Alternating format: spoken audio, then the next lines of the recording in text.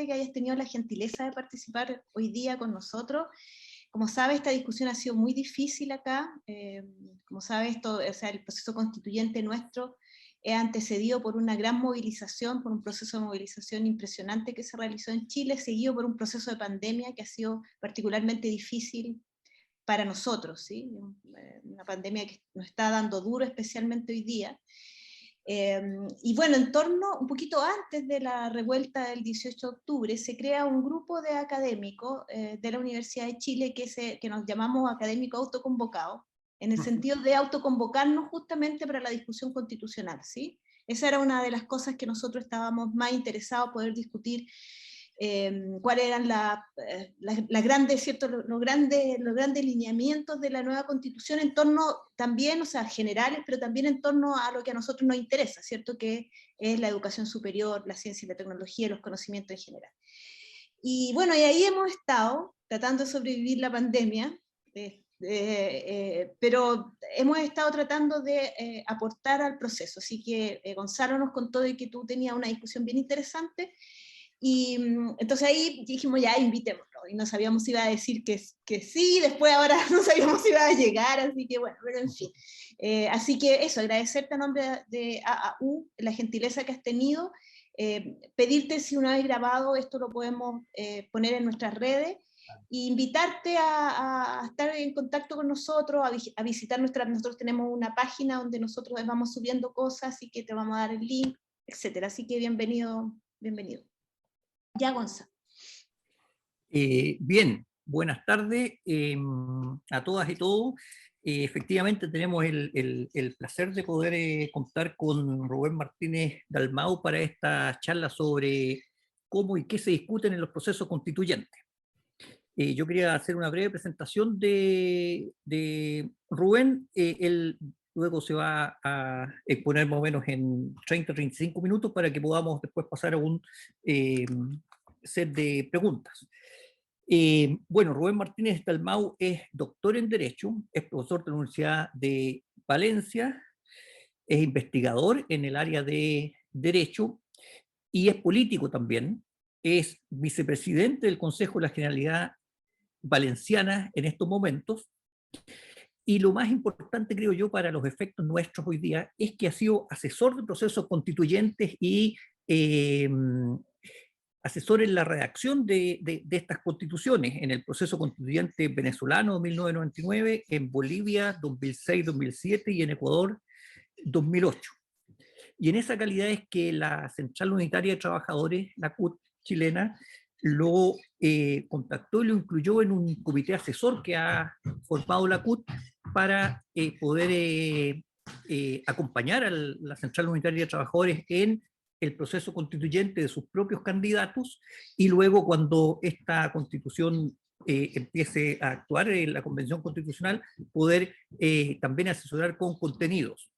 Ahí pude conocer a Rubén y es muy interesante la vivencia real que ha tenido en estos procesos latinoamericanos, y en ese sentido es que queríamos que nos pudiera dar su aporte.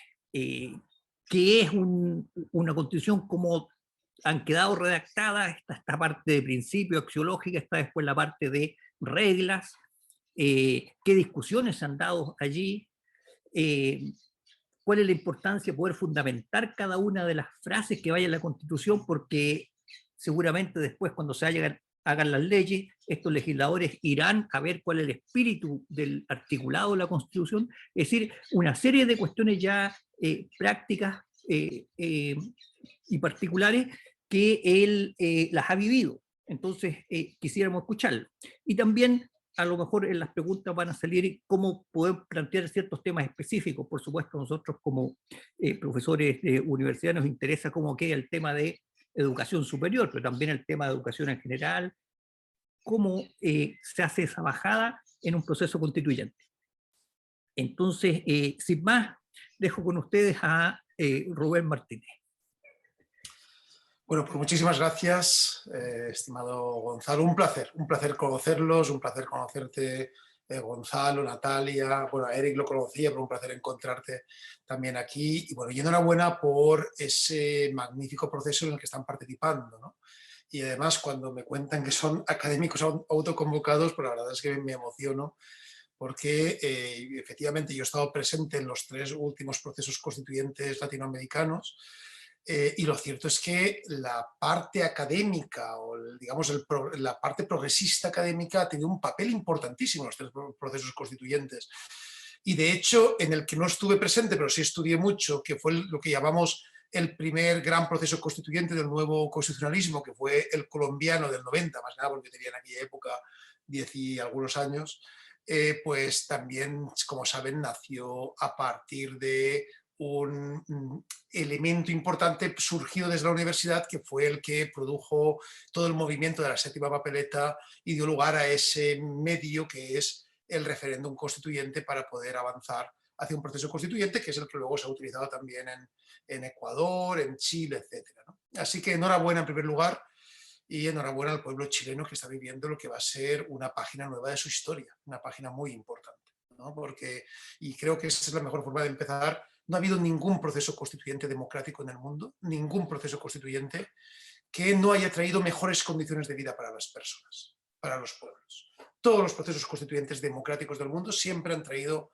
grandes mejoras en la vida de los pueblos. Por eso, cada vez que hay un momento constituyente como el que está viviendo el pueblo chileno, fruto de luchas cívicas, fruto de reivindicaciones de derechos permanente, pues eso va a implicar necesariamente un avance muy importante en el marco de los derechos de la gente. Y eso es lo fundamental ahora mismo.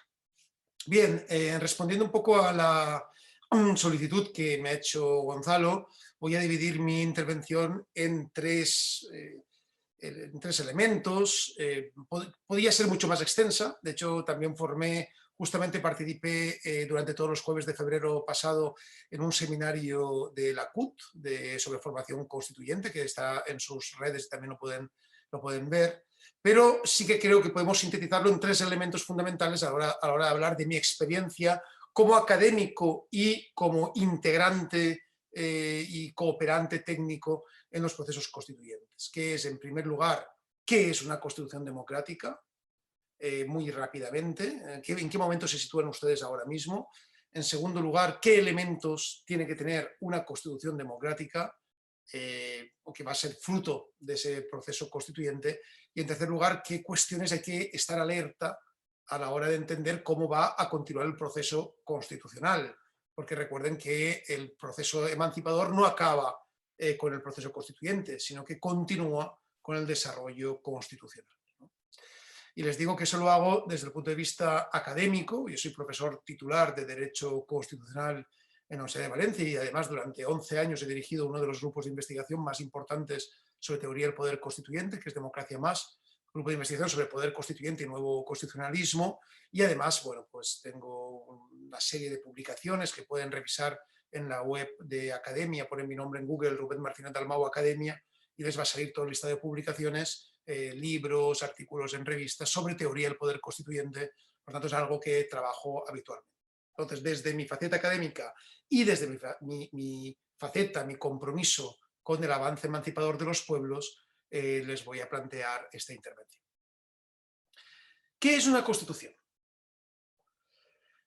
Una constitución, bueno, desde un punto de vista académico es relativamente fácil decir que es una constitución, ¿no? La constitución es la voluntad del poder constituyente que conforma al resto, que legitima al resto del poder constituido. Esto es lo que decimos en las primeras clases, los primeros seminarios de Derecho Constitucional.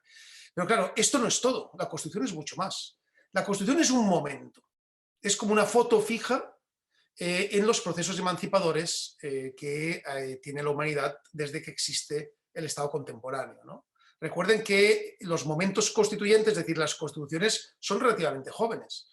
En su faceta contemporánea, que es la que manejamos hoy en día, las constituciones tienen un poco más de 200 años. Si el Estado moderno es mucho más antiguo, y podríamos hablar ya de inicios de Estado moderno ya en el siglo XIII, en la Europa del siglo XIII, lo cierto es que no podemos hablar de constitución democrática hasta finales del siglo XVIII, es decir, hasta la época ya de finales de la Ilustración y la contemporaneidad. Desde ese punto de vista, la Constitución ha sido históricamente, o es históricamente, un elemento relativamente joven, pero se ha demostrado muy eficaz a la hora de construir momentos emancipadores. Y esos momentos emancipadores se han consolidado prácticamente en todo el mundo, ¿no? Todavía hay varios países que no han experimentado momentos constituyentes desde el punto de vista de la Constitución racional normativa que manejamos aquí, pero sí es verdad que son la minoría. La gran minoría son países que han vivido momentos constituyentes democráticos o no democráticos. Cuando no han sido democráticos, lógicamente esas constituciones no han sido emancipadoras. En Chile tenemos una gran cantidad de ejemplos. Cuando son democráticos, las constituciones son emancipadoras. Desde ese punto de vista, desde teoría del poder constituyente, siempre hablamos de tres momentos, ¿no? Un momento destituyente, que ustedes lo han experimentado, se experimentan en todos los procesos constituyentes, no se puede constituir si no se destituye, y eso implica destituir fundamentos del pasado, destituir oligarquías y oligopolios del poder que son contrarios a los momentos constituyentes, destituir ideas hegemónicas creadas por esas oligarquías del poder, y eso no es fácil. No es fácil, de hecho es muy difícil. Por eso he empezado dándole enhorabuena al pueblo chileno por haber podido avanzar en ese momento destituyente. Un proceso constituyente, que es el que ustedes están viviendo ya, es decir, desde el momento en que ya hubo un referéndum, en que ya va a haber unas elecciones constituyentes, en que va a haber una convención constituyente, lo podemos llamar como queramos, ¿no? Hay diferentes nombres, convención, asamblea constituyente, al final todo es lo mismo, ¿no? La nomenclatura no es importante. Sé que en Chile ha habido un debate sobre la nomenclatura, pero ya les digo, les avanzo que eso no va a ser importante a medida que avance el carácter emancipador de la Asamblea Constituyente. Pues bien, ese momento constituyente tiene como misión crear un documento, un texto sistematizado, organizado, ordenado, que solemos llamar Constitución o Constitución racional normativa, ¿no? Digamos el término académico exacto. Y un momento constitucional, que será el que vivieran ustedes el mismo día de la aprobación de la nueva Constitución Democrática chilena. Desde ese punto de vista, en ese momento constitucional, es el que habitualmente menos en cuenta se tiene.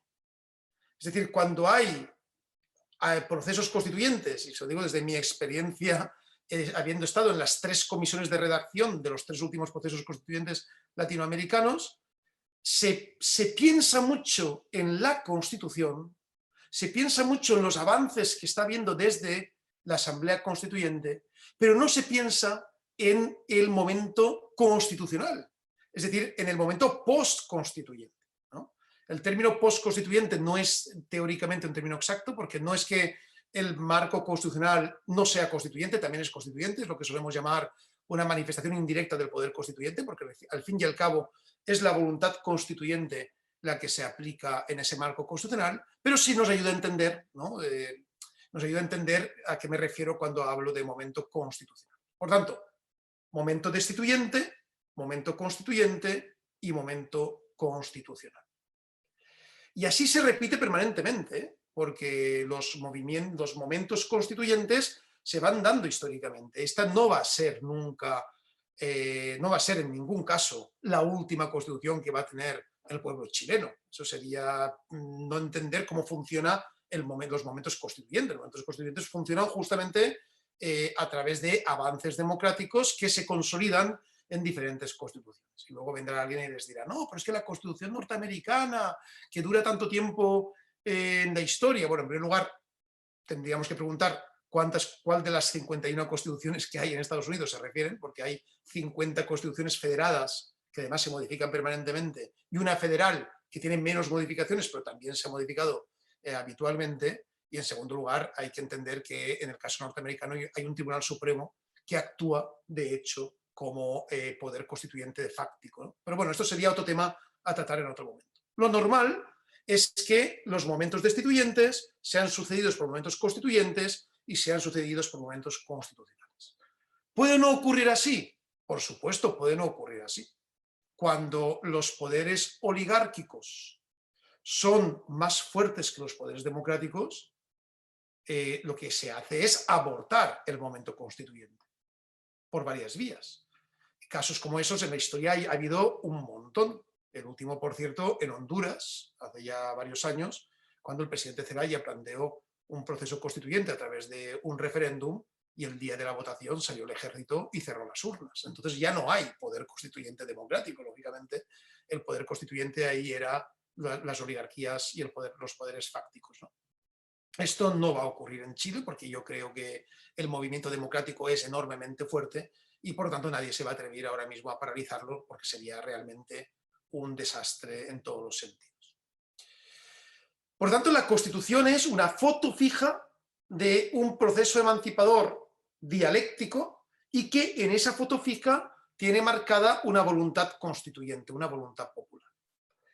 La Constitución democrática es, por lo tanto, el fruto de un debate democrático intenso y que construye, consolida los elementos para poder ser gobernados, crear el poder constituido dentro de los siguientes años que dure la Constitución, que depende de varias cosas. Depende de si hay elementos que mantienen su legitimidad, ¿no? Depende de si hay un cuestionamiento de los fundamentos, depende de muchas cosas, ¿no? En teoría del poder constituyente utilizamos diferentes elementos para ver de qué depende finalmente que una Constitución dure más o menos tiempo, pero al final depende de su legitimidad, ¿no? Por ejemplo, el caso suizo. El caso suizo de la Constitución de 1999, una gran Constitución, por cierto, es una Constitución que goza de mucha legitimidad, entre otras cosas, porque los elementos de participación democrática que hay en Suiza son elementos que se repiten permanentemente. Los suizos están yendo a las urnas prácticamente cada mes a decidir sobre las grandes cuestiones de su vida. La Constitución crea una democracia participativa y esa democracia participativa dota de legitimidad a la propia Constitución. Por tanto, no hay una situación de necesidad constituyente. En el caso chileno, como pasó en el caso colombiano, como pasó en el caso ecuatoriano, como pasó en el caso boliviano, lo que había era una situación de necesidad constituyente que creó esos tres elementos que les comento: un momento destituyente, un momento constituyente y un momento constitucional. Por tanto, ya sabemos qué es una constitución democrática, es esa voluntad popular reflejada en un texto. Pero ojo, porque la cuestión no acaba aquí. El problema, o el asunto, mejor dicho, va a venir en cuáles son, y ahí entra la segunda parte de mi intervención, en cuáles son los contenidos de esa constitución democrática, ¿no? Cuando hablo de constitución, hablo de constitución democrática, ¿no? Tenemos constituciones no democráticas, muchas, en la historia, y claro, cuando la constitución no es democrática, al final no es la voluntad popular la que se decanta en el texto constitucional, sino que es la voluntad de las oligarquías, lógicamente, los que tienen el poder en ese momento. Por eso es tan importante siempre hablar de constitución democrática cuando hablamos de una constitución que proviene de un proceso constituyente democrático. Por tanto, en segundo lugar, ¿qué tiene que tener una constitución? ¿No? Una constitución democrática. Habitualmente solía decirse que la Constitución tiene que tener los principios, ¿no? Los que sabemos llamar los fundamentos axiológicos, ¿no? Los principios básicos de vida en común. Y esos principios, además, tienen que estar determinados en el marco de aquellos elementos comunes que nos nutren como sociedad, ¿no? Eso, digamos, es la teoría, lo que siempre nos han dicho que son las constituciones. Y es verdad. Es decir, las constituciones son finalmente puntos de encuentro. Son lugares de encuentro en el marco de las posibilidades, de las condiciones fácticas del momento. Pero las constituciones también son potencialidad, ¿no? Son potencia pura. Si son poder constituyente, son potencia pura, ¿no? Porque, como dice el magnífico libro de Tori Negri sobre el poder constituyente, que además les recomiendo mucho, mientras el poder constituido mira hacia el pasado, el poder constituyente es deseo puro, mira hacia el futuro. Y al mirar siempre hacia el futuro es esencialmente potencia, ¿no? Lo importante de la Constitución no es solo lo que dice, sino lo que no dice, pero puede decir en un futuro. Y ahí está la clave de entender la capacidad emancipadora de las constituciones democráticas. Dentro de ese marco, es verdad que las constituciones tienen que ser un punto de llegada, un punto en común. Y además un punto de salida, como he explicado antes, pero es verdad que tienen que ser un punto de llegada. Y ese punto de llegada tienen que ver reflejados los elementos democráticos incorporados, vigentes en ese momento. Normalmente se hacen muchas críticas a que, por ejemplo, las constituciones de principios del siglo XX o del siglo XIX pues no hacían referencia a los pueblos indígenas, o no hacían referencia a las mujeres, a la paridad, o no hacían referencia, ¿no?, a, digamos, a la votación de todos aquellos que no fueran propietarios de determinado tipo de propiedad inmobiliaria. Eso es verdad, pero es que al final la Constitución es lo que en el momento histórico puede ser, porque una de las cosas que los teóricos del constitucionalismo podemos pensar, y desde mi punto de vista estamos equivocados cuando lo pensamos así, es entender que la Constitución es algo abstracto y que se produce en el marco de una teoría permanente. No, miren, la Constitución es un producto histórico y se produce en el marco histórico en que se produce. Si perdemos el contexto histórico en el que se produce la Constitución, no estamos entendiendo qué es una Constitución, que es fundamentalmente un instrumento histórico, de emancipación pero histórico. Desde ese punto de vista no podemos pedirle una Constitución del siglo XIX o una Constitución del siglo XX, lo que sí le podemos pedir a una Constitución del siglo XXI. Nadie en el siglo XIX pensaba, por ejemplo, que una Constitución tenía que estar escrita en femenino, o que las mujeres tenían que tener la misma importancia y elementos de paridad con los hombres. Nadie lo pensaba en el siglo XIX. Pero ya no puede haber una Constitución democrática en el siglo XXI que no sea feminista, es decir, donde las mujeres no tengan una igualdad de oportunidades y una serie de garantías para su presencia en el marco de la propia Constitución. Muy poca gente podía pensar a principios del siglo XX que la Constitución tenía que reivindicar el carácter plurinacional de los pueblos indígenas originarios campesinos. Pero una Constitución del siglo XXI, en América Latina, no puede en ningún caso olvidar la necesidad de construir y de reconocer esa plurinacionalidad de los pueblos indígenas, que además en el caso chileno son casi el 10% del pueblo chileno, a pesar de todos los problemas que conocemos que ha habido históricamente. Por tanto, la Constitución es lo que tiene que ser en el momento histórico. Y eso va a suponer un reto para el pueblo chileno. ¿Por qué? Porque cada vez que hay un proceso constituyente, lo que se puede ser históricamente es más de lo que se era. Por tanto, los procesos constituyentes son siempre emancipadores, son siempre progresistas. En definitiva, no hay una sociedad que cambie su constitución para vivir peor de lo que vivía. Eso no ha ocurrido nunca, ni va a ocurrir nunca. Las sociedades, los pueblos, cambian sus constituciones para vivir mejor de lo que vivían. Es el fundamento emancipador del propio concepto de poder constituyente. Por eso decía antes que el poder constituyente siempre mira hacia el futuro. Y eso plantea retos, porque la Constitución chilena no va a ser una Constitución que solo se nutra de lo que ya se ha construido históricamente, que también, porque los procesos constituyentes son procesos que se van nutriendo históricamente. Y ahora mismo, por ejemplo, no puede haber una Constitución democrática que no incorpore derechos como el derecho a la igualdad, como la creación de Estado social, etcétera, que se han ido construyendo en el marco de los procesos constituyentes universales. Pero es que no solo se puede quedar en eso, es que el propio pueblo chileno va a pedir ir más allá y va a pedir ser original, construir cosas, diferenciarse y activar su potencial emancipador. Por eso no tienen que preguntarse solo qué es lo que la Constitución puede ser con base en lo que ha habido. Tienen que preguntarse qué es lo que la Constitución puede ser con base en lo que pueda haber en un futuro. Dicho esto, dentro del concepto de Constitución, como les decía antes, está ese lugar de llegada que son los principios fundamentales, ¿no?, los lugares de acuerdo, pero es muy importante que entendamos que también la Constitución tiene que tener reglas. Esta diferencia entre principios y reglas es algo propio sobre todo de teoría del derecho, pero les voy a hacer una breve referencia para quien este tema le pille un poco más lejos. Cuando hablamos de reglas, hablamos de las normas clásicas, donde hay un supuesto de hecho y una consecuencia jurídica, ¿no? Si yo digo que todo el mundo puede votar cuando tenga 18 años, es una regla. Es decir, solo si tienes 18 años puedes votar. Cuando hablo de principios, hablo de normas jurídicas. Esto es importante porque durante mucho tiempo se entendía que los principios no eran normas jurídicas. Hoy en día entendemos que sí. Normas jurídicas que no están basadas en el silogismo supuesto de hecho y consecuencia jurídica, sino que incorporan elementos axiológicos en su fundamento.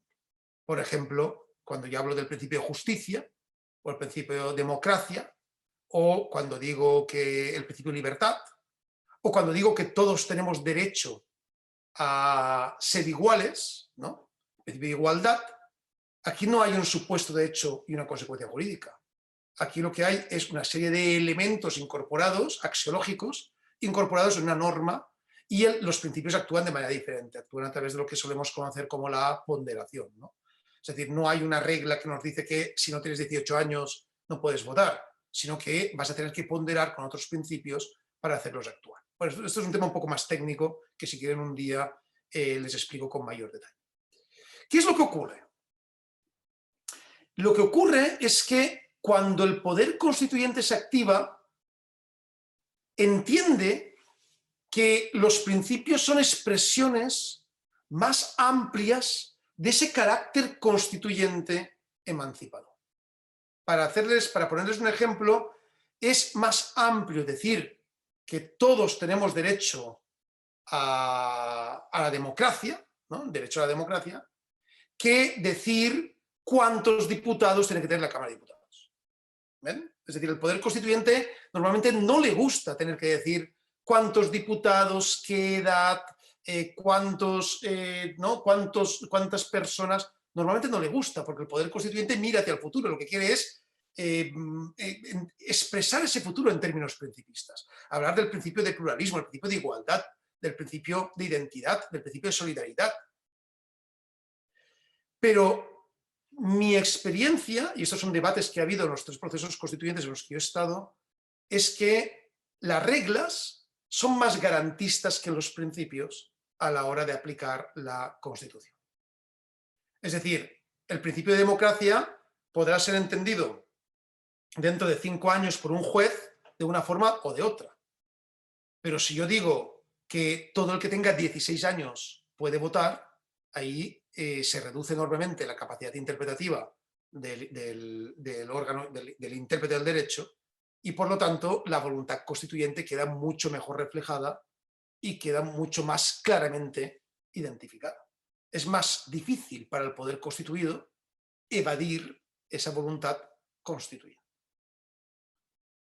Recuerden, esto lo estudiamos también bastante en teoría del poder constituyente, que cuando el poder constituido recupere su reino, entre comillas, y cuando ya no esté el poder constituyente directamente activo, ¿no? El poder constituyente directamente aplicado, es decir, la Asamblea Constituyente, ese poder constituido va a mantener esa tensión con la voluntad constituyente. Esto les digo que va a pasar porque ha pasado siempre así. Es decir, sería antinatural que no pasara también en el caso chileno. Entonces, el poder constituido se va muchas veces a resistir a aplicar la voluntad constituyente. Esto es una tensión poder constituyente, poder constituido, que en términos teóricos es un poco más complejo porque no hay realmente una diferencia entre poder constituyente y poder constituido, son parte de lo mismo, ¿no? Pero pues, digamos, son dos versiones del mismo poder. Pero bueno, estas son cuestiones también un poco más técnicas, pero lo cierto es que esa tensión va a permanecer. ¿Y cuál es nuestra obligación como pueblo? Dejar claramente identificada la voluntad constituyente para que la capacidad de interpretación de la voluntad constituyente sea mucho más reducida y podamos garantizar mejor la aplicación de esa voluntad constituyente por parte del poder constituido. Les van a decir 2 cosas durante la redacción de la Constitución. Les van a decir que una Constitución es mejor cuanto más breve, y les van a decir que una Constitución es mejor cuanto más principista. Estos son 2 trampas. En primer lugar, una Constitución no es mejor cuanto más breve. Esto es lo que plantea el pensamiento conservador, porque lógicamente para el poder constituido, cuanto la Constitución es más breve, mejor, porque tiene más libertad para poder ejercer su propia voluntad con independencia de la decisión democrática que haya habido en el marco del debate popular. Esto lo decía Napoleón en 1804, decía, la Constitución cuanto más oscura y más breve, mejor. Claro, mejor para él, ¿no? que era poder constituido. Y, de hecho, el pensamiento conservador siempre les va a decir que la Constitución breve es mejor. No crean en absoluto. Fíjense ustedes, las constituciones democráticas todas han sido constituciones largas. No largas de que hayan sido enciclopedias, pero sí largas de 300, 400 artículos. Y las constituciones fundacionales latinoamericanas, las más democráticas, todas eran constituciones largas. Porque la voluntad constituyente queda mucho mejor expresada en esa voluntad larga, en esa constitución larga, que después en las leyes de desarrollo que realizará el poder constituido, donde habrá una tensión respecto a la voluntad constituyente. Y en segundo lugar, no es verdad que tiene que ser una constitución exclusivamente principista.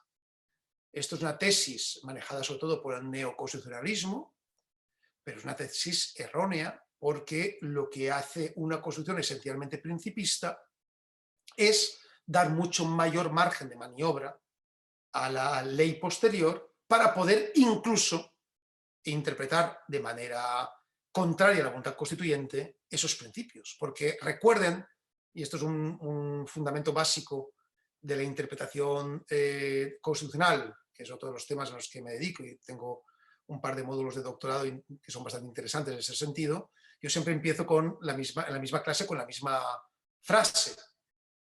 El intérprete de la Constitución no estará presente cuando se interprete la Constitución. O sea, no será el mismo el que redacte la Constitución que el que interprete la Constitución. ¿Y eso qué implica? Que tenemos que atar lo mejor posible la Constitución técnicamente para que la capacidad interpretativa sea más restringida. Esto no significa que tengamos que tener una Constitución anquilosada, ojo, porque recuerden que estas reglas van, lógicamente, acompañando a todo un entramado axiológico importante, es decir, a toda una serie de fundamentos de vida en común importantes, que también tienen que estar presentes en la Constitución. Pero tenemos que ser capaces, ¿no?, como plantea el profesor Ferrajoli, de combinar las dos cosas, de combinar la parte principista con la parte reglamentaria. Y no preocuparnos por si la Constitución es más larga o más corta. Es verdad, esto lo van a ver, que en todo el proceso constituyente todo parece un caos. Esto lo van a ver, todo parece un caos, de repente los debates se aceleran, personas que nunca habían participado participan, gente que hasta ahora había sido moderada, los vais a ver gritando en redes y tal, porque esto ocurre siempre. Es decir, los procesos constituyentes nos transforman, pero nos transforman a bien, porque abren el debate democrático. Y va a ser un caos el texto que llegue a la comisión de redacción, porque se van a incorporar los diferentes elementos solicitados por los movimientos cívicos, los pueblos indígenas, todo el mundo va a pasar por la Convención Constituyente, todo el mundo va a pasar, todo el mundo va a ir, todo el mundo se va a querer sentir representada y representado en esa Constitución, y eso es lo normal en un proceso constituyente democrático. Lo que no sería normal es que se vetara a partes, a sectores sociales, para que no participaran en la construcción de la Constitución. Pues bien, dentro de ese caos les van a llegar a la comisión de redacción, les van a llegar centenares o miles de artículos. Es decir, yo me he encontrado, me recuerdo perfectamente en el caso ecuatoriano, que la unión de todo el trabajo realizado por todas las comisiones durante todo el proceso constituyente que tuvo lugar en Manta, en Manabí, en Montecristi, pues salieron más de 1.200 artículos. Claro, ahí es donde llega la parte técnica.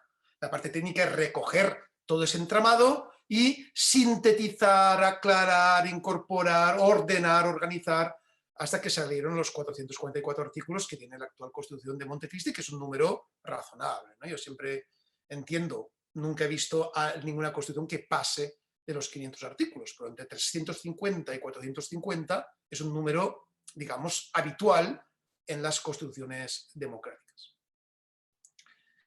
Por tanto, tengan en cuenta esas tres cuestiones, ¿no? En primer lugar, la Constitución democrática va a ser en su origen como cualquier génesis, ¿no? Como cualquier Big Bang, va a ser un elemento caótico porque está creando. Si no reinara el caos, sino que reinara el orden, no podríamos hablar de constituir. Estaríamos hablando de lo constituido, no de lo constituyente. Para poder constituir, lógicamente, tiene que haber algo que constituya, que tiene que ser necesariamente desordenado. Ya habrá orden cuando tengamos la Constitución. En segundo lugar, recuerden que esa Constitución tiene que ser una Constitución que incorpore principios, ¿no? Principios en los cuales el pueblo chileno se sienta que son sus elementos de vida en común, y al mismo tiempo reglas para poder aplicar correctamente esos principios. Y en tercer lugar, recuerden que tiene que ser una Constitución lo suficientemente moderada para poder tener una extensión adecuada, pero sí que tampoco sea una enciclopedia o un manual de sociología, que es lo que yo me he encontrado algunas veces, porque es verdad que en la construcción de la norma pues intervienen diferentes elementos, y al final lo que nos llegó parecían más bien redacciones sociológicas que artículos, pero luego ahí está la función de los técnicos, convertir esa voluntad en normas jurídicas. Y ya para entrar en la tercera parte de mi intervención, y que podamos dejar paso también a sus preguntas, comentarios, cuestiones, esto al fin y al cabo seguramente aprenderé yo más de escucharles en ese sentido, porque me interesa muchísimo el proceso que están viviendo además, y lamento tener que verlo de lejos desde aquí, porque va a ser muy difícil poder estar presente allá, pero la verdad es que es un proceso que va a determinar la vida no solo del pueblo chileno, sino va a determinar la vida de muchos procesos emancipadores en el mundo que van a mirar el Faro de Chile como una hoja de ruta. Tengan en cuenta que el momento constitucional se va a basar en esa tensión con la voluntad constituyente. Y esto implica dos cosas. Implica muchas más cosas, pero dos cosas, digamos, que pueden sintetizar el resto. La primera de ellas es que las leyes de desarrollo van a ser leyes que en mucha medida van a intentar contrarrestar los avances constituyentes. El avance constituyente siempre es emancipador, la ley ya es orden, por lo tanto la ley ya es conservadora, ¿no? Es así, siempre ha sido así, como les digo, no creo que el caso chileno no sea así. ¿Y eso qué podemos hacer o qué se puede trabajar en la Constitución para que esta tensión se reduzca? Porque no va a desaparecer en ningún caso, ¿eh? Porque si desapareciera no podría haber otros momentos constituyentes sucesivos, entonces nunca no va a desaparecer. ¿Pero qué podemos hacer para que se reduzca? Bueno, pues está claro. Lo que tenemos que hacer es, en primer lugar, ya lo he dicho, incorporar un elemento principista y reglamentario que sea bien construido y que quede clara la voluntad constituyente. Y en segundo lugar, muy importante, garantizar la aplicación directa de la Constitución. Es decir, la Constitución tiene que ser directamente aplicable desde su entrada en vigencia como norma suprema de aplicación directa, con independencia de que haya o no haya ley. Si hay ley, esa ley tiene que desarrollar la voluntad constituyente y por lo tanto esa ley tendrá que estar sometida a un férreo control de constitucionalidad. Es decir, hay que organizar un sistema de control de la constitucionalidad a través del mecanismo que ustedes decidan. En Chile es muy clásico el Tribunal Constitucional por razones históricas. Además yo creo en los tribunales constitucionales, creo que han sido mecanismos que han servido en algunos casos para asegurar o para garantizar la aplicación de la Constitución. Pero lo cierto es que también habrá que ver cómo se legitima ese Tribunal Constitucional, porque ese Tribunal Constitucional no puede convertirse en un poder constituyente por él mismo. Ese Tribunal Constitucional tiene que estar determinado por los criterios de legitimidad impuestos por el poder constituyente.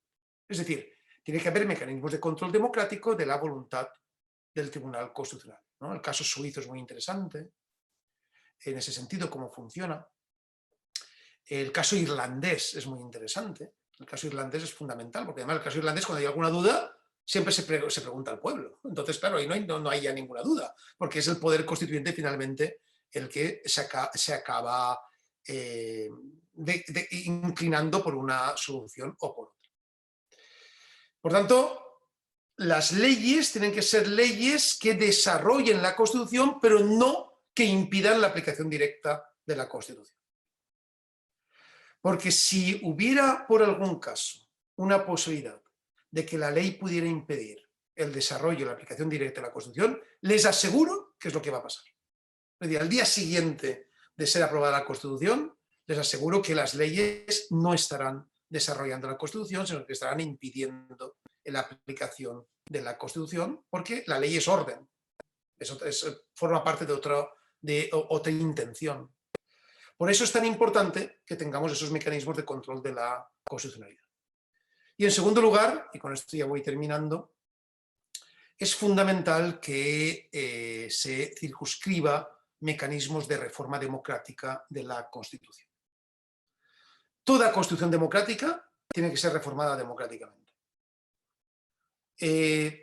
Es importantísimo eliminar lo que se conoce técnicamente como el poder constituyente constituido, ¿no? O el poder de reforma, que es el poder que tiene el Parlamento, o sea, el poder constituido de reformar la voluntad constituyente, o sea, de ir en contra de la voluntad constituyente. Lo que nos dice la experiencia es que en los casos en los que ha habido capacidad del Parlamento de reformar la Constitución democrática, pensemos en el caso mexicano, por ejemplo, la gran Constitución latinoamericana del siglo XX, la Constitución mexicana de 1917, de la cual ahora mismo solo queda el 2% de su letra, ¿no? Todo el resto ha sido modificado por el poder constituido. O sea, el 98% de la Constitución mexicana ya no es la Constitución mexicana, es la voluntad del poder constituido, no la voluntad del poder constituyente. Desde ese punto de vista, es importante que los mecanismos de reforma de la Constitución sean mecanismos democráticos. Es decir, sea por vía asamblea constituyente, que es la forma más democrática sin ninguna duda, porque en los procesos constituyentes hay debate democrático, hay representación democrática, todo el mundo puede participar. Desde ese punto de vista, la mejor forma de modificar una Constitución es con una convención constituyente que la modifique. Pero luego, en todo caso, si queremos enmendarla, lo que tiene que haber es referéndum constitucional. Es decir, referéndum de reforma de la Constitución para que el pueblo decida si esa voluntad constituyente es la que realmente coincide con la voluntad del poder constituido o no, o es la voluntad original que estaba prevista en la Constitución. Esto es muy fácil de comprender. Fíjense ustedes que cuando surge el constitucionalismo democrático, nadie duda que el pueblo, que es el que hace la Constitución, sea el legitimado para reformar la Constitución. Pero cuando en el siglo XIX aparece el pensamiento conservador y aparece el concepto oligárquico de Constitución, lo primero que hace ese pensamiento conservador es apropiarse de la capacidad de reforma de la Constitución. De tal forma que lo primero que hacen es decir, no, el pueblo ya se manifestó, ya delegó en el poder constituido la capacidad de reformar la Constitución. Una delegación que es imposible teóricamente, porque no se puede delegar la soberanía. Esto es algo que todo el mundo entendemos. Pero desde ese imposible sí se creó la facticidad de que el poder constituido acabó reformando la Constitución y por lo tanto suplantando la voluntad constituyente. Eso es muy fácil. Si realmente es la voluntad constituyente, ¿cuál es el problema de preguntarle al pueblo? Si realmente esa es la voluntad democrática, ¿cuál es el problema de que se debata en una asamblea constituyente? Pues bien, ya con esta intervención, donde les he planteado esos 3 puntos, creo que han quedado claros algunos elementos que tenían ustedes que tener en cuenta, ¿no? En primer lugar, ¿qué es una constitución? Una constitución es una foto fija de un momento histórico dado en el que hay elementos emancipadores que miran más hacia el futuro que hacia el pasado. Aunque también hay elementos que tienen que ver con el pasado. Sobre esto, si quieren, podemos hablar también en otro momento. En segundo lugar, ¿qué tiene que incorporar una Constitución? ¿Cómo tiene que ser una Constitución? Tiene que incorporar los principios, los fundamentos de vida en común del pueblo decididos en el marco principista y las reglas correspondientes a la aplicación de esos principios determinados en el marco reglamentario con la longitud que se necesite, que se requiera.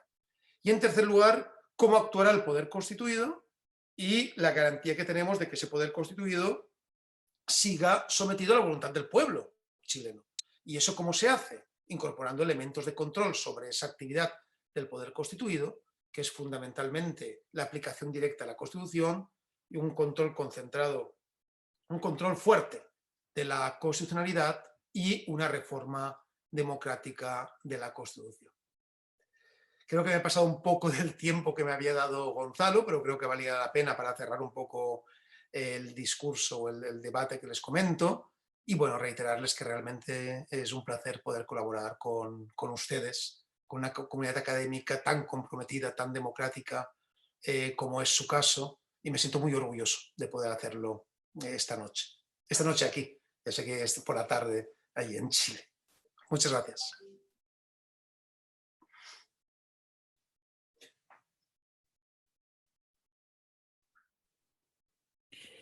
Bien, bueno, muchas gracias, Rubén, por esta exposición. Efectivamente quedan, claro, varios puntos que han salido en los debates aquí, que uno escucha entre los constituyentes y entre los expertos que hablan sobre cómo se hace una constitución, qué elementos debe tener una constitución. Yo quería abrir la palabra para los que tengan algunas preguntas o intervenciones, comentarios, para que Rubén pueda explayarse en alguno de estos temas. Yo en particular tengo uno que es esta idea de cuál es la forma que toman algunas constituciones. Yo leía la de Ecuador, que tiene algunas cuestiones muy detalladas, y otras que están muy separadas en principios y en reglas después. Pero bueno, ese es un punto. Yo abro la palabra ahora para que tomen algunas opiniones, preguntas. A lo mejor podemos juntar dos o tres y contesta Rubén, ¿sí? No más. Y les pido, bueno, cierta... y ser breve en las palabras para que Rubén tenga la mayor cantidad de tiempo. Sí, adelante. Ignacio. Sí, es algo que hemos hablado justamente, y lo que de alguna manera originó también esta llamado a que nos expresaran. Agradezco partida la sesión, que estuvo muy súper agradable. Yo llegué un poco tarde, pero estuvo muy buena, excelente. Pero quería preguntar algo muy específico, que es algo que está derivado también de lo que nosotros queríamos plantear como grupo de la Universidad de Chile para el tema, específicamente para el tema de educación, que es el tema que más nos compete. Hay una cosa que tiene que ver con el sujeto de la Constitución. Un tema que es un tema bien importante, porque en el fondo, de alguna manera, va a derivar, o de ahí se van a derivar otras cosas. Entonces, ¿qué pasa? ¿Qué tenemos hoy día? Tenemos hoy día una Constitución, no sé, tú la habrás visto, usted la habrá visto, profesor Martínez, una Constitución donde hay un montón de derechos. Tenemos derecho al medio ambiente, tenemos derecho a la educación, tenemos un montón de derechos que tenemos garantizados hoy día, pero sin embargo, lo que la gente exige es que tengamos derechos. O sea, está exigiendo algo que teóricamente en papel estalla. El problema no es ese, el problema no es que queramos un derecho o no, porque el derecho estalla. Y, claro, uno podría decir ya, el derecho ahora usted puede ir a tribunales y exigir que se cumpla. El problema no es ese. El problema de fondo es que en Chile los derechos están, pero el Estado los cumple, garantiza a través de un voucher. Eso es lo que nosotros no queremos. O sea, ¿qué sucede? Sucede que cuando el sujeto de la Constitución es el individuo, o sea, la Constitución es una suma de individuos, digamos, el titular del derecho es el individuo. Por ende, el Estado, cuando te va a garantizar el derecho a educación, ¿qué te hace? Te entrega un voucher, tú te vas a la universidad privada a estudiar. Te entrega un voucher, tú te vas a la clínica privada a estudiar. Y nosotros no queremos eso, nosotros queremos que el fondo del Estado te financie la oferta, lo que siempre haga. Lo como ocurre en Europa, gran medida. Nosotros no queremos subsidio a la demanda. Y Chile viene extremo en eso. Chile, un europeo, cuesta entenderlo, porque en Chile todo el gasto social entero está organizado en torno a vouchers, donde la mayor parte de la seguridad va a parar finalmente a instituciones privadas con fines del club. Entonces, el tema ahí de fondo es que ¿cuál es el sujeto del derecho? ¿Cómo logramos que la educación tenga un concepto de derecho colectivo, no sea individual, que el titular del derecho no sea una persona? Pero, y simultáneamente hay otro problema. Uno puede decir, mira, está el pueblo como sujeto de derecho, pero está también la demanda, que es masiva, de que el Estado sea una república plurinacional. O sea, ¿qué sujeto colectivo puede haber cuando la república en sí misma va a ser plurinacional? No va a haber un pueblo, va a haber varios pueblos. Entonces, ¿cómo hace el sujeto de derecho ahí? ¿Cómo logramos que el derecho sea colectivo en un contexto, además, de plurinacionalidad? Yo creo que es una pregunta, no sé si va al Cayo, está... En el fondo está el derecho, pero el tema es que queremos que ese derecho sea colectivo y por ende sea el Estado el que entregue, no sea un voucher, y no sea individual el derecho. Esa es una disputa que hemos tenido en el grupo acá y que de alguna manera te llamamos también para eso. Esa pregunta bien puntual. No sé si va... Yo le agregaría a lo que dice Juan Ignacio, es que no solo distintos pueblos, sino que, por ejemplo, qué pasa con distintas comunidades o distintos territorios, ¿sí? ¿Qué pasa con esa diversidad que hay ahí? No sé si hay alguna comentario o pregunta que podamos poner en esto, o tú prefieres, Rubén, contestar de inmediato esto. Bueno, sí, casi mejor, porque además Bien. yo creo que con lo que ha preguntado Ignacio y Mercedes tendríamos para muchísimo tiempo, porque efectivamente es la clave, ¿no? O sea, yo creo que habéis dado en el callo de lo que realmente es importante. En primer lugar, el sujeto del poder constituyente es el pueblo. Pero el pueblo entendido como pueblo sujeto de poder constituyente. O sea, no podemos, aunque utilicemos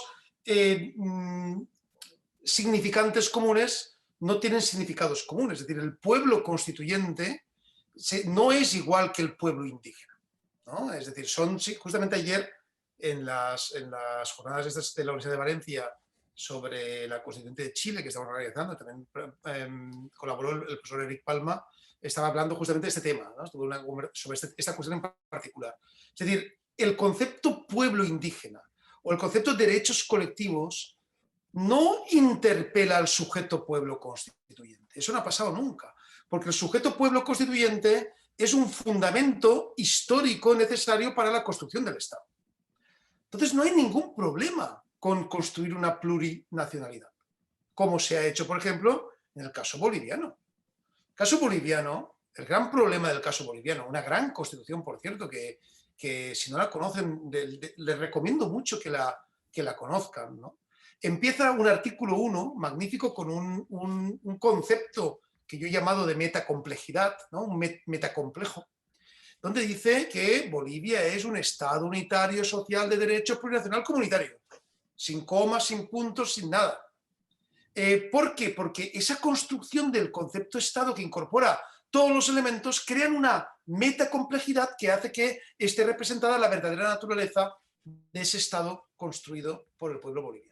Y lo mismo ocurre, por cierto, con el concepto pueblos indígenas, ¿no? Porque ellos se denominan nación y pueblo indígena originario campesino. Y es así, es decir, también es metacomplejo, porque se construyó de esa forma. Además, se construyó a través de un sistema participativo muy interesante donde los propios pueblos indígenas decidieron cómo querían llamarse en la constituyente. Imagínense, ¿eh? Es decir, los propios pueblos indígenas que habían sido incluso muchos de ellos adversarios durante mucho tiempo, como eran a veces pueblos del altiplano con pueblos de la selva, pueblos del norte con pueblos del sur, se unieron y construyeron ese concepto para verse reconocidos. Pueblo y nación indígena originario campesino. Es espectacular cómo se pueden construir ese tipo de elementos y cómo transforman la propia Constitución. Por tanto, no tengamos miedo a reconocer la plurinacionalidad, no tengamos miedo a reconocer el pluralismo jurídico. De hecho, los estados más avanzados del mundo, en el sentido avanzados, no me gusta ese término, ¿no? Pero digamos, los estados más felices del mundo, ¿no? Utilizando el índice de felicidad que crea Naciones Unidas, o los estados con mayor índice de desarrollo humano, son, la mayor parte de ellos, estados federales, ¿no? Estamos hablando del caso el caso de Canadá, el caso de Australia, el caso de Austria, el caso de Alemania, el caso de Bélgica, son estados federales. En los estados federales ya existe ese concepto de ordenamientos jurídicos diferenciados, solo que no nos llaman plurinacionales, pero el fundamento es el mismo. Desde ese punto de vista, porque recuerden que no puede haber una democracia si no es una democracia en el marco de la localidad, del municipio, si las decisiones no se toman en el territorio. O sea, lo que hay, el centralismo es intrínsecamente contrario a la democracia, por razones obvias. Dicho esto, diciéndoles que no hay que tener miedo a la innovación. De hecho, la Asamblea Constituyente no va a tener miedo a la innovación, ¿eh? Van a ver cómo va a avanzar muchísimo, porque es lo que le va a pedir el pueblo chileno. Y entendiendo que cabe perfectamente la plurinacionalidad, es fundamental lo que pregunta Ignacio sobre la garantía de los derechos. Fíjense ustedes, cuando yo les hablaba de principios y reglas, estaba hablando de este problema. Cuando yo digo, todos tenemos derecho a la educación superior, eso es un principio. Entonces, ¿qué pasa? Que como no hay una garantía del principio, el Estado te dice, ah, no, yo te doy un voucher y te vas a la universidad privada y ya está garantizado el derecho a la educación superior. Por eso es tan importante alimentar el capítulo de garantías. Como dice el profesor Ferrajoli, el derecho es un derecho con su garantía. Si no hay garantía, no hay derecho. Entonces, cuando yo en la parte de garantías digo, las universidades públicas tendrán el reconocimiento tal, todo el mundo tendrá derecho a acudir a una universidad pública tal, por medio de los principios, etcétera, ¿no? Ahí es donde estoy colocando la regla y por tanto la garantía del derecho. En la Constitución ecuatoriana es muy interesante porque los constituyentes debatieron sobre este asunto. Es muy interesante el caso de la Constitución ecuatoriana porque hubo debates además debates muy profundos y que académicos como nosotros nos enamoran ese tipo de debates, ¿no? Nos enamoran. Y, por ejemplo, cuando se debatió dónde colocar las garantías de los derechos, al final se decidió que esas garantías de los derechos iban a la parte final, lo que ellos llaman el régimen del summa causa. Saben que en la Constitución ecuatoriana ya no se habla de Estado social, se utiliza el quichua, el summa causa, el buen vivir, que es parecido al quechua que hay en la Constitución boliviana, que es el summa camaña, es lo mismo, ¿no? Entonces ellos, a la parte de garantías de los derechos, les llaman régimen del summa causa, del buen vivir, ¿no? Del vivir bien. Entonces diferencian la parte de derechos, es decir, la parte principista, de la parte de garantías, es decir, la parte reglamentaria. De hecho, hubo un debate muy interesante también allí en Manabí, en Ciudad Alfaro. No sé si saben que en Ecuador lo que hicieron es que los constituyentes se instalaron en una ciudad, digamos, en un centro que se construyó para la Asamblea Constituyente cerca de Manta, en Montecristi, que se llama Ciudad Alfaro. Todavía se puede visitar, ahora es un museo de la Constituyente del 2008, lo pueden visitar cuando vayan a la costa ecuatoriana. Entonces todo el mundo iba allí, participaba allí, ¿no? Había mucha capacidad para poder tener debates cercanos porque estaba abierto a todo el mundo. Era una cosa realmente espectacular. Entonces hubo un debate sobre el concepto de derechos fundamentales. El concepto de derecho fundamental, que nos proviene de la doctrina, sobre todo la doctrina alemana, implica necesariamente que hay derechos no fundamentales, que normalmente históricamente han sido los derechos sociales. La educación, la salud, la seguridad social, han sido principios económicos, derechos programáticos. Y ese debate fue tan interesante en la Asamblea Constituyente ecuatoriana que los constituyentes decidieron que no habría más derechos fundamentales, que todo eran derechos. Y verán que no existe el concepto de derechos fundamentales en la Constitución, todos son derechos. Luego ya veremos cómo conflictúan los derechos, ¿no? Ya solucionaremos los conflictos de derechos, pero desde luego no hay una jerarquía de derechos que estén por encima de otros derechos. Es más, cuando vean los derechos, están organizados, primero agua, alimentación, están organizados alfabéticamente, para que no venga el leguleyo de turno a decir, no, es que como este derecho está antes, tiene más importancia. No, mire, es que todos tienen la misma importancia y todos están organizados alfabéticamente. Es muy curioso. Esos son pequeños secretos que si leen la Constitución ecuatoriana los van a poder descubrir y que no se conocen habitualmente. Dicho esto, el fundamento de las constituciones actuales es construir el Estado social. Es decir, construir un Estado que responda a las necesidades de las personas. Y ese va a ser el gran reto que tenga el pueblo chileno, construir un Estado social. Llamémoslo como lo llamamos, ¿eh? Porque, por ejemplo, los ecuatorianos prefirieron llamarlo Estado constitucional, que es verdad que es un concepto más avanzado, ¿eh?, que Estado social. Pero bueno, es lo mismo al final, el fundamento es el mismo. Es la protección de los derechos, incluidos los derechos sociales. En el caso boliviano se llama Estado comunitario, pero al final es lo mismo, ¿no? Estamos hablando también de lo mismo. Dicho esto, esta construcción del Estado social va a ser el gran reto. Y por eso es tan importante la incorporación de garantías constitucionales para que los derechos sean directamente aplicables.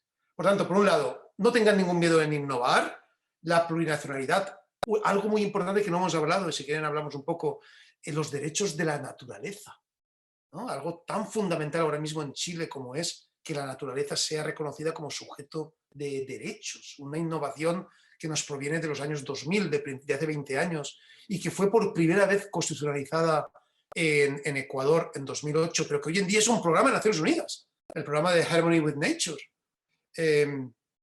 Además, hay muchos países que siguen la senda de ese reconocimiento, la jurisprudencia colombiana con el río Atrato, Nueva Zelanda con Wanganui. Bueno, hay muchos casos, ¿no? Sobre eso tengo algún libro publicado que a ver si tengo oportunidad de enviárselo por PDF o en físico para que puedan leer sobre el tema, porque es un tema muy interesante y va a salir en la Asamblea Constituyente. Entonces, no tengan miedo de innovar, no tengan miedo de hacer cosas diferentes, porque recuerden que el Poder Constituyente mira hacia el futuro y esa es la obligación que tiene el pueblo chileno ahora mismo.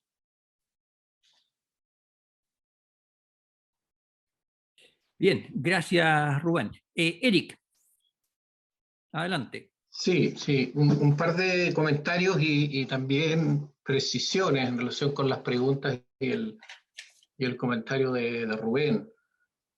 Lo cierto es que en Chile lo que están protegidas son las libertades, ¿no? Que lo que plantea Ignacio como el voucher en realidad es manifestación de una protección que la Constitución le da a la libertad de enseñanza, ¿no? A la libertad de determinar en qué unidad tú realizas tu atención médica, la libre elección del sistema de salud. Entonces, y eso está protegido, está garantizado, tiene mecanismos para hacer efectivas las libertades. Entonces, y las libertades, claro, son también derechos, ¿no? Entonces, hay que hacer ahí una precisión, Rubén. Esto no es que no es que no tengan protección, sino que son libertades que reemplazaron al derecho a la educación. ¿Ah? La libertad de enseñanza se refiere al derecho a la educación. ¿Ah? La libertad o el derecho a la salud es desplazado por la libertad de elección del sistema de salud, en que entonces hay que hacer esa precisión porque si no, no se entiende y uno da en realidad una recomendación que cuando tú la llevas al caso chileno no corresponde, porque la libertad sí tiene garantía constitucional y está protegida y esto es lo que sustenta el sistema. Esto es lo que lo transforma en un modelo neoliberal. ¿Ah? Entonces, el punto es cómo es que regulamos que el derecho a la salud, a la educación, se traslade o se transforme en un deber estatal y en una prestación estatal. Ese es el punto. Eso es lo que tenemos que discutir, ¿no? Y lo otro, Rubén, es el uso de la expresión Estado social en Chile. ¿Ah? Porque sin lugar a dudas que la voz de Estado social, que puede utilizarse en el constitucionalismo andino, no tiene el mismo alcance en el constitucionalismo chileno. Nuestra dogmática constitucional va a asociar la voz de Estado social a constitucionalismo social y por lo tanto va a llevar el tema a principios del siglo XX y va a decir que si consagramos un Estado social, entonces necesitamos unos poquitos derechos sociales, económicos y culturales y el resto dejémoselo al legislador. Entonces, sería un error de proporciones del progresismo emplear la voz de Estado social porque, dado que la Constitución es interpretada después por los profesores de Derecho Constitucional, y los profesores de Derecho Constitucional en Chile no son profesores mayoritariamente progresistas, sino que al revés, están más bien en la era del mundo que aplaudió de pie el neoliberalismo, el uso de la voz de Estado social yo no la recomendaría desde el punto de vista político. ¿Ah? Yo preferiría hablar entonces de un Estado como lo hemos venido haciendo, ¿no? De un Estado ambiental, igualitario, participativo, de un Estado que garantiza el buen vivir. ¿Ah? Yo creo que eso es una expresión de un Estado del buen vivir en vez de Estado social, porque entonces, claro, estamos diciendo otra cosa de inmediato, estamos tomando posición jurídico-política de inmediato respecto del fenómeno constitucional, ¿no? Y estamos disociando de inmediato nuestra postura de la postura que probablemente va a ser dominante, según la cual el Estado social solo se refiere a una modalidad de constitucionalismo social, que en el caso concreto chileno fue la Constitución del 25, hasta que se reformó el 71. Entonces, esas dos acotaciones, Rubén. Eso. Gracias, Gonzalo. Muy importantes, Eric. Las dos acotaciones muy importantes. Efectivamente, el concepto, la distinción entre derechos y libertades es una distinción doctrinal que lamentablemente al final diferentes constituciones neoliberales, no democráticas, incorporaron en su faceta libertad, ¿no? Como en su faceta activa, no en su faceta de recepción, como es el concepto de derecho. El concepto de derecho es mucho más amplio que la faceta activa de libertad.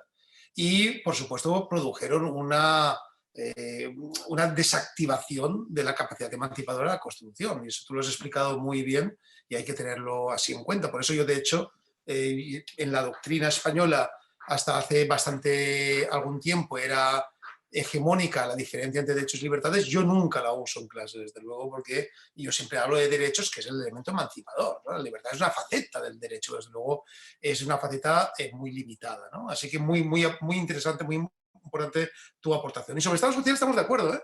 Yo lo que hablaba era del contenido, digamos, doctrinal del concepto de Estado social desde que se crea a principios del siglo XX y cómo se desarrolla, sobre todo después de la Segunda Guerra Mundial. Y cómo las grandes constituciones europeas después de la Segunda Guerra Mundial son constituciones del Estado social, que luego, además, en el caso latinoamericano, aparecen sobre todo a partir de la Constitución colombiana del 91. Por eso yo hablaba del concepto material de Estado social, pero ya lo he advertido. Eso no significa que se tenga que llamar Estado social. En Ecuador se llama Estado constitucional, que es un concepto mucho más avanzado que el concepto de Estado social. Régimen del buen vivir, con el caso ecuatoriano, del summa causa, o Estado comunitario, en el caso boliviano. Por lo tanto, cuando yo hablo de Estado social, siempre me refiero a la materialidad del constructo histórico, nunca a la forma. Ustedes tienen que definir como pueblo chileno cómo quieren llamarlo. Pero está claro que lo que tenemos que hablar es que los derechos sociales tienen que tener una garantía exactamente igual que tienen los derechos civiles y políticos. Estimado Eric, porque son muy importantes. Bien, yo quería hacer algunos puntos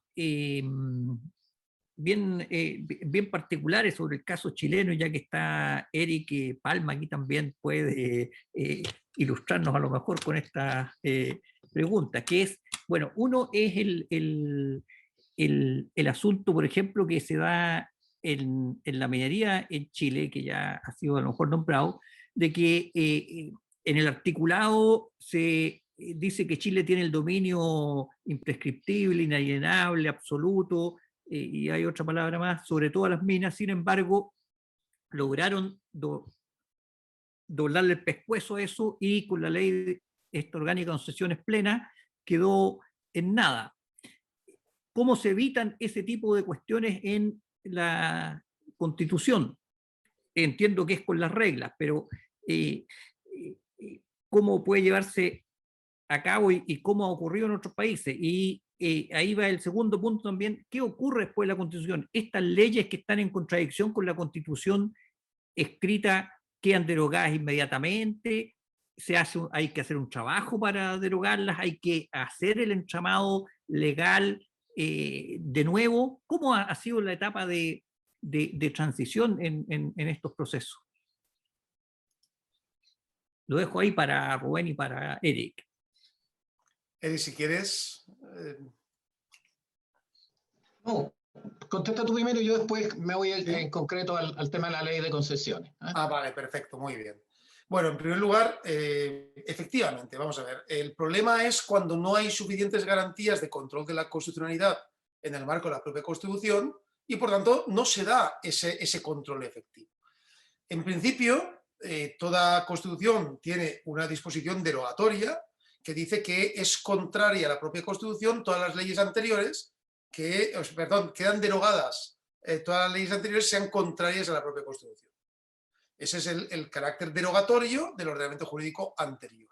Y al mismo tiempo la Constitución crea los elementos para poder construir un ordenamiento post-constitucional que tiene que obedecer a la propia Constitución. De esa forma es como se garantiza que la Constitución sea la norma suprema del ordenamiento jurídico. Pero cuando falla el mecanismo y cuando puede haber o bien una norma anterior que no haya sido derogada por la propia Constitución porque falla el mecanismo, o bien porque hay una norma post-constitucional inconstitucional, pero que no ha sido declarada como tal, ahí es cuando tenemos el problema. Y por lo tanto, lo que hay que hacer es ser muy exhaustivos en la redacción de las reglas necesarias para que eso no ocurra posteriormente, en la determinación de las disposiciones derogatorias para que no ocurra anteriormente, con los elementos anteriores que vienen anteriores a la Constitución, pero el ordenamiento jurídico se mantiene en aquello que es compatible con la Constitución, y sobre todo tenemos que fortalecer el control de constitucionalidad sobre todo ese conjunto, todo ese entramado de normas. Por eso yo me refería a la necesidad de un control de constitucionalidad fuerte que determine claramente la preeminencia, ¿no?, de la Constitución, y que también sea mecanismo para plantear lo que se conoce doctrinalmente como la constitucionalización del ordenamiento jurídico. Es decir, al final, todo el ordenamiento jurídico obedece a la Constitución. Todo el ordenamiento, porque la Constitución es la que legitima el ordenamiento jurídico, en cuanto que es la única norma que proviene directamente del poder constituyente. Y eso significa que el Código Civil, el Código Penal, las leyes mercantiles, todo el ordenamiento jurídico vigente tiene que obedecer a la Constitución y aplicarse en desarrollo de la propia Constitución. Ese es el reto más importante que creo que tiene una Constitución en el siglo XXI. Vale, yo agregaría, Rubén, la siguiente idea, ¿no? A ver cómo la explicamos en sencillo. La Constitución obedece a una técnica de formulación. Esa técnica se denomina codificación. La codificación es antes que todo un código. De hecho, en el siglo XVIII, principios del XIX, se le llama código político. Y suele perderse de vista eso, y hoy día va a tener enorme importancia, porque todos los códigos, en la medida en que aplican esta técnica que se denomina codificación, contienen un artículo final que deroga todo ordenamiento que está fuera del código, sea que se oponga o no al código. El código aspira a tener un carácter, digámoslo así, pleno, ¿no?, a llenar todo el ordenamiento jurídico. Entonces, yo coincido con Rubén de que debe haber una norma expresa que ponga fuera de vigencia, derogue, ¿verdad?, toda norma que se oponga a la Constitución, una norma de derogación expresa y una reserva de derogación tácita, así como aquellas que, ¿verdad?, producto de su aplicación, indiquen que se oponen al texto constitucional. Además, agregaría, probablemente, Rubén, sería útil como técnica legislativa un régimen transitorio. Un régimen transitorio, un articulado transitorio que vaya resolviendo los temas más sustantivos. Esto probablemente va a ser objeto de una muy importante negociación política, dado que varios de la gente que invirtió en recursos naturales, dado que la economía extractivista funciona con planes de mediano y largo plazo, es altamente probable que los inversionistas extranjeros presionen para que la aplicación de la norma cuente con un régimen transitorio que les permita recuperar algunas utilidades, ¿verdad? Pero no creo que sea posible políticamente no contar con un régimen transitorio si le queremos dar viabilidad a la Constitución. Si no queremos transformar en que la aplicación de la Constitución sea, en definitiva, el nudo gordiano que hay que desatar y termine desatándose en favor de los inversionistas y con un golpe de Estado por medio. Porque sabemos que el inversionista extranjero pudiera tener intereses que los inciten a levantar a los sectores antidemocráticos. Entonces, yo creo que probablemente un régimen transitorio resuelva adecuadamente esa problemática y que podrá ser de enorme utilidad. Ahora, sobre lo que pregunta Gonzalo, lo que ocurrió en Chile, Rubén, fue una cuestión increíble, porque la norma que establece el dominio del Estado sobre sus recursos está vigente. Nadie se atrevió a tocar la reforma constitucional de Allende, se volvió a repetir prácticamente idéntico ese articulado en la Constitución. Entonces la gran pregunta es cómo los neoliberales consiguieron saltarse esto. Bueno, no hay que perder de vista que juristas muy connotados, muy inteligentes, de una agudeza intelectual extraordinaria, estuvieron detrás de la dictadura, asesorando al dictador y redactando los cuerpos legales que se necesitaban. Hay un libro que relata muy bien esto, el libro de Hernán Vigi, sobre la libertad económica en Chile, ¿no? ¿Qué es lo que inventaron? La ley de concesiones. ¿Quién la inventó? José Piñera, el mismo que inventó el sistema de la AFP. ¿Cómo lo resolvieron? Mira, lo resolvieron de esta manera, Rubén. Mira lo inteligente que fueron.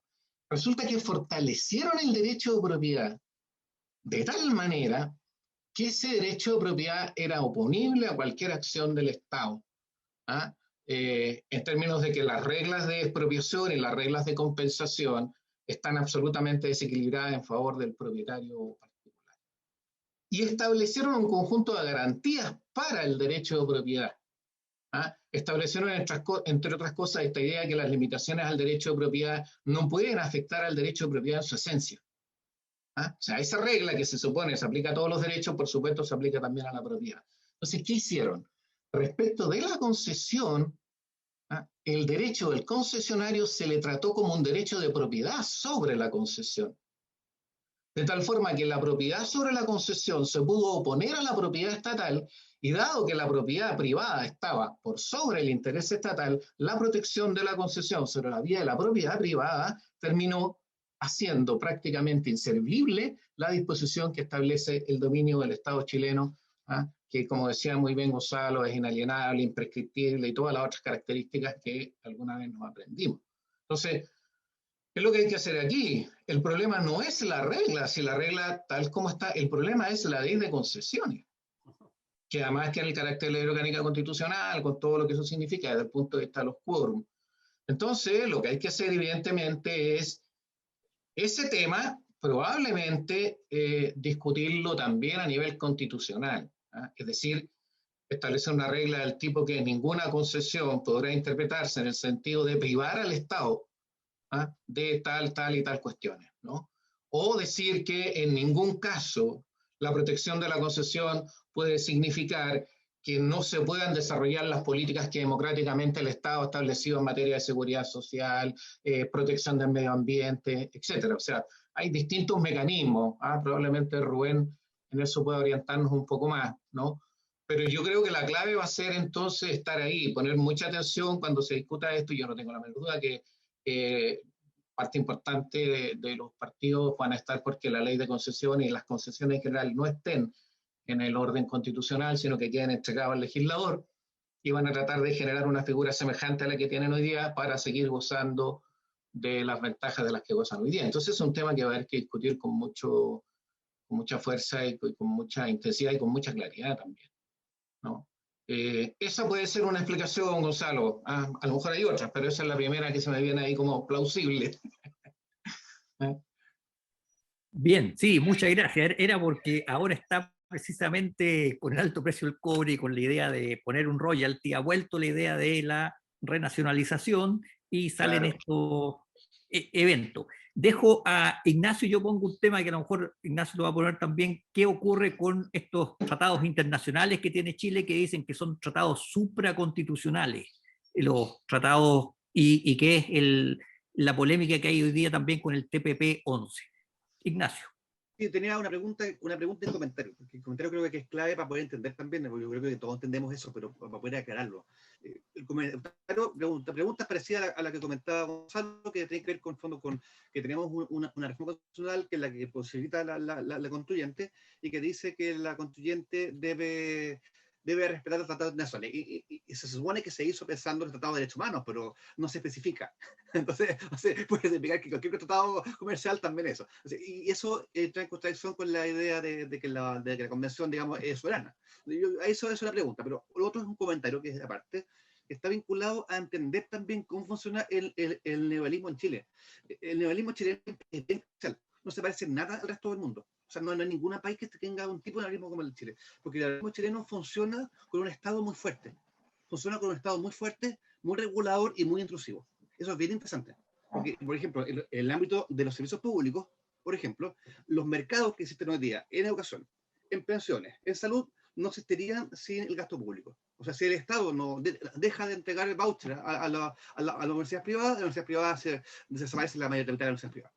La opción privada funciona porque el Estado le entrega una subvención. O sea, el Estado tiene la capacidad para eliminar prácticamente ese sector. No es un sector que haya nacido porque el Estado se retira de la actividad pública y nace un sector privado. No funcionó así en Chile. Funcionó, digamos, de alguna manera porque el Estado está fomentando y creando mercados. Como lo decía Polanyi, el mercado es una creación desde la esfera política, y en el caso chileno, digamos, Polanyi tiene 100% de la razón. O sea, son mercados creados desde el Estado. No, incluso en el caso, por ejemplo, de minería también, o sea, tenemos el litio, por ejemplo, el caso específico, que el Estado está creando un mercado de un mineral que teóricamente debería ser manejado 100% por el Estado. Pero en el caso de los servicios sociales es el caso más extremo, donde todos los servicios sociales son privados, pero son manejados desde el Estado. El Estado está entregando pagos, el Estado uno lo está obligando a cotizar por prestar que social a una empresa privada. Eso no es algo, no es un mercado que funcione solo. Porque yo no puedo elegir no cotizar en una AFP. Simplemente yo tengo que estar obligado a hacerlo. El Estado está obligando a que yo lo haga. O sea, de alguna manera, el Estado está regulando desde arriba un mercado y está generando el mercado. Entonces, lo interesante acá es que lo que siempre se ha pensado es que trataban esta idea de que el Estado y el mercado se oponían. En Chile, en realidad, el mercado neoliberal funciona justamente gracias a un Estado fuerte. Por eso que en Perú, por ejemplo, el tema neoliberal no funciona tan bien. Porque en Perú el Estado es muy débil. El Estado no funciona en Perú, el Estado no entrega pagos. El Estado en Perú es muy débil. En Ecuador está también. O sea, el sistema andino, Bolivia, Perú, Ecuador, son sistemas con estados muy débiles. En Chile el Estado es muy fuerte en relación al resto de Argentina. Fuerte en relación a la capacidad que tiene para incidir y generar mercados. Y es un Estado que en vez de sacar las áreas del mercado, mete más mercado. Entonces, eso es clave para entender también la discusión que tenemos hoy día. Porque lo que comenté antes, la idea es cuando un derecho se garantiza a través de un voucher. Porque el Estado funciona así en Chile. Entonces, esa idea que tenemos de que el neoliberalismo en realidad es equivalente a austeridad, en Chile no existe. Porque en Chile el neoliberalismo funciona con aumentos de gastos públicos. No funciona con restricciones de gastos públicos. O sea, el Estado gasta más para generar más mercados. O sea, no funciona como en Europa, que el Estado te recorta el gasto, ¿cierto? Y tú tienes más neoliberalismo. No, acá es al revés. El Estado, mientras más gasta, más mercados tiene. Y eso funciona en salud, educación, inversiones, y eso es único. No existe en Europa, o sea, existe pero a nivel muy mínimo. En Chile es muy extremo y es único. Entonces, por eso que también el reglamento constitucional yo creo que tiene que ser pensado desde esa perspectiva, porque de alguna manera hacer frente a ese tema que no se parece a lo que tenemos en todo el mundo. Porque el concepto de liberalismo que se ocupa, por ejemplo, en Europa, está vinculado a la retirada del Estado. El Estado se retira, recorta gastos públicos, pero eso en Chile no funciona así. Nunca ha sido así. El Estado no es que se retire. El Estado está aumentando, pero con más plata para que el privado entre. Ese tema yo creo que es clave para tomarlo y ver cómo se aborda eso desde la parte tanto de principios como de regulación. Yo creo que es un tema que vamos a tener que discutir, porque es un tema de fondo. Eso lo dejo porque ya hablar. Estamos llegando al final. Nos habíamos comprometido con Rubén antes de las 5 de la tarde chilena para que él pueda tener un reparador reposo para sus tareas académicas y políticas en la Generalidad Valenciana.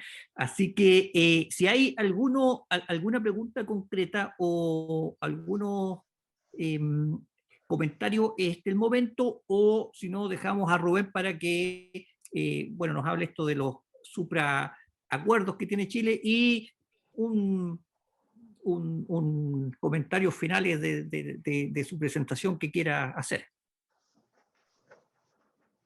Parece que no. Entonces, Rubén, te dejamos a ti y por supuesto te agradecemos todo este tiempo. Adelante. No, muchas gracias, Gonzalo. En primer lugar, lo que ha comentado Eric sobre la transición, las disposiciones transitorias es fundamental, ¿no? Porque efectivamente entre un ordenamiento jurídico constitucional y otro ordenamiento jurídico constitucional aparecen muchos elementos que hay que tener en cuenta, porque si no hay un régimen de transición importante es porque realmente no ha habido tantos cambios. Entonces, si hay cambios, si van a reconocer ustedes los derechos de los pueblos indígenas en un marco particular, si van a reconocer los derechos de la naturaleza, si van a reconocer un sistema de descentralización no solo administrativa, si van a crear una serie de derechos, etcétera, todo eso va a requerir una transición. En el caso ecuatoriano fue muy interesante porque se creó un régimen de transición diferenciado de la Constitución. Y cuando se votó, se votaron los dos, la Constitución con el régimen de transición, de tal forma que lo que hicieron fue, una vez ya la transición se había culminado, eliminas el régimen de transición y te quedas con la Constitución, ¿no? Es un mecanismo. Hay otros mecanismos, como la incorporación del régimen de transición dentro de la propia Constitución, es una cuestión técnica, pero sí que es verdad que es muy importante, como comentas, Eric, esa cuestión. Y luego viene el eterno problema de los tratados internacionales, ¿no? Donde también intentarán decirles que no, es que los tratados internacionales son intocables por parte del poder constituyente, no hay ninguna capacidad. Miren, los tratados internacionales son compromisos del Estado en el marco internacional. Y todos, absolutamente todos los tratados internacionales son susceptibles de ser denunciados y de retirarse el Estado de dicho tratado internacional. Ese es el propio concepto de tratado internacional. No hay ningún tratado internacional en el cual el Estado no se pueda retirar, porque si no, no sería un tratado internacional, sería una constitución. Ese fue el debate que hubo justamente en Estados Unidos en la guerra de secesión sobre si la Constitución del 87 era una constitución o era un tratado internacional sustituyendo a los artículos de la Confederación, y al final el propio Tribunal Supremo dijo es una constitución y por eso ustedes no se pueden retirar de la federación, ¿no? Entonces, no hay ningún tratado internacional del mundo en el cual un Estado no pueda retirarse, porque sería contrario al propio concepto de tratado internacional y sería contrario al concepto de soberanía popular. Es decir, no hay más. Es decir, no hay más. No, teóricamente es imposible de plantear. Eso significa que Chile se va a retirar de todos los tratados internacionales. Eso sería una locura, ¿no? Es decir, ahí existe un ordenamiento jurídico internacional que determina en buena medida cómo funcionan las naciones, los estados en el mundo, y por tanto eso no ha ocurrido nunca. Pero sí que ha ocurrido que el poder constituyente mandate al poder constituido para que todos aquellos tratados internacionales que sean contrarios a la Constitución sean denunciados por el Estado correspondiente. De hecho, eso ha ocurrido expresamente y forma parte naturalmente de la aplicación de la disposición derogatoria, porque lógicamente aquella norma que es contraria a la Constitución no se puede aplicar en un Estado, porque si no, no tendríamos una Constitución como norma suprema del ordenamiento jurídico. Habría un tratado internacional que sería la norma suprema del ordenamiento jurídico. Yo les recomiendo, porque además sobre esto hay mucha falacia. Entonces, otra cosa que se hace es muchas veces confundir la aplicación preferente del derecho internacional, que está reconocida muchas veces en la propia Constitución, con la jerarquía normativa. Cuando son elementos jurídicos, son fenómenos jurídicos que actúan de diferente forma. La aplicación preferente del derecho internacional incide en lo que llamamos la eficacia del derecho, ¿no? Es decir, la aplicación del derecho respecto a su eficacia. Pero la jerarquía normativa implica respecto a qué norma es superior y qué norma es inferior. Desde ese punto de vista, en un Estado democrático, la única norma superior solo puede ser la Constitución democrática, porque si no, no podemos hablar, lógicamente, de una sociedad democrática. Sobre esto les recomiendo un trabajo que verán en mi página web de Academia, Rubén Martínez Dalmau, academia.es, ahí lo pueden buscar, que publiqué con el doctor Eric Tremolada Álvarez de la Universidad Externado de Colombia, en la revista Universitas de la Universidad Javeriana de Colombia, justamente sobre este tema que se llama jerarquía constitucional y aplicación preferente de los tratados internacionales, donde yo creo que se explica bastante bien estas diferencias y por qué los tratados internacionales son susceptibles de poder ser preferentes, pero eso no implica que sean supraconstitucionales o que sean jerárquicamente superiores a la propia Constitución. Esto es imposible porque si no, no tendríamos Constitución. Por tanto, dos elementos. En primer lugar, no se dejen influir por esa idea que además es jurídicamente imposible que un tratado internacional sea superior a la Constitución, y en segundo lugar entiendan que sí que hay en derecho comparado muchos modelos en los cuales se mandata expresamente desde el poder constituyente al gobierno para que denuncie los tratados internacionales contrarios a la propia Constitución. Incluso se le coloca un tiempo, ¿no? 5 años, por ejemplo, en el caso de la Constitución boliviana se dice, en el plazo de 5 años el gobierno tendrá que denunciar el tratado internacional y salirse del instrumento internacional. Bien, pues no me queda más que despedirme. Yo también voy a cenar, que aquí ya es la hora de la cena. Me voy a tomar una copita de vino, también pensando en lo interesante que ha sido esta gran conversación. Quería de nuevo agradecerles mucho la posibilidad de poder estar con ustedes hoy. La verdad es para mí, que estoy en funciones de gobierno, tener este tipo de conversaciones académicas, políticas, es emocionante, es emocionante. Cuenten conmigo para todos aquellos debates, planteamientos, para escucharles en todo lo que tienen que comentar, porque son muchas las cosas que puedo aprender de ustedes. Y de verdad, enhorabuena de nuevo por ese proceso emancipador que están viviendo en Chile y que va a cambiar la historia de Chile y en buena medida la historia del mundo. Gracias. Bien, sí. Muchas gracias a ti, Rubén. Gracias a todos los que han estado hoy. Lo vamos a poner efectivamente en las redes sociales. Y para cerrar, dejo a